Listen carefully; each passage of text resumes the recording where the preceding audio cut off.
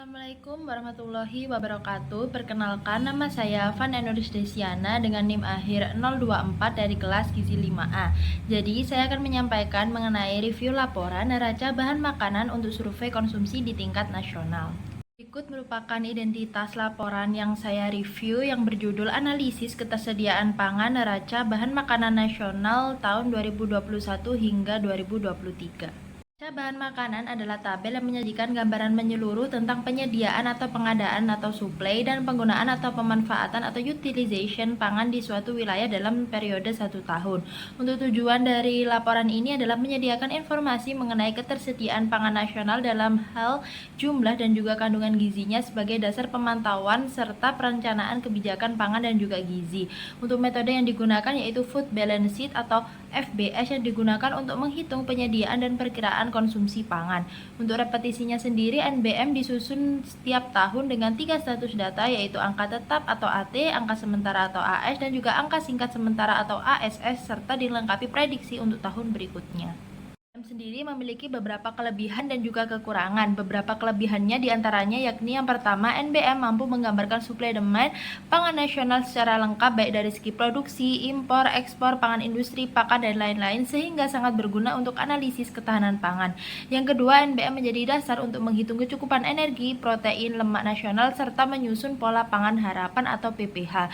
Yang terakhir, metodologi NBM juga serupa dengan FAO, FBS sehingga mudah dibandingkan antar negara dan memenuhi standar global dalam analisis pangan. Untuk beberapa kekurangannya sendiri, yang pertama yakni NBM menunjukkan ketersediaan bukan berupa yang benar-benar dikonsumsi sehingga tidak mencerminkan pola konsumsi nyata, distribusi konsumsi atau ketidakmerataan asupan antar kelompok sosial. Lalu FBS atau NBM sendiri dapat menunjukkan diversifikasi pasokan tetapi tidak cukup untuk menilai diversifikasi pangan yang dikonsumsi nyata oleh masyarakat. Dan yang terakhir adalah data produksi beberapa komoditas pangan ini belum tersedia sehingga NBM terpaksa menggunakan pendekatan konsumsi. Berikut merupakan cara mengolah, menganalisis, dan menyajikan data dalam laporan ini. Jadi, data ini diolah dengan mengumpulkan informasi produksi, impor, ekspor, stok, dan juga konsumsi dari sumber resmi. Kemudian dikonversi ke satuan baku dan dihitung menggunakan metode Food Balance Sheet sehingga penyediaan dan penggunaan pangan seimbang. Lalu, data yang telah diolah ini kemudian dianalisis untuk menentukan ketersediaan pangan per kapita, menilai kontribusi energi, protein, dan juga lemak, kemudian membandingkannya dengan standar gizi, serta melihat tren perubahan antar tahun. Lalu hasil analisis ini kemudian disajikan dalam bentuk tabel neraca pangan, grafik kontribusi kelompok pangan, serta ringkasan naratif yang menjelaskan temuan utama dan implikasi kebijakan. Berikut merupakan hasil penelitian dari laporan ini. Yang pertama dilihat dari total ketersediaan energi kilokalori per KAP per hari.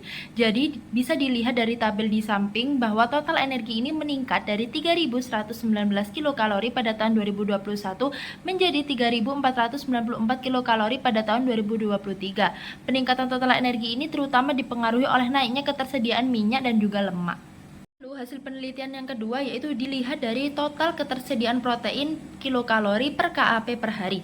Jadi bisa dilihat juga dari tabel di samping bahwa total protein ini menurun dari 81,26 gram pada tahun 2021 menjadi 78,89 gram pada tahun 2023. Secara umum, ketersediaan protein ini didominasi protein nabati, sementara protein hewani ini tidak mengalami peningkatan yang signifikan.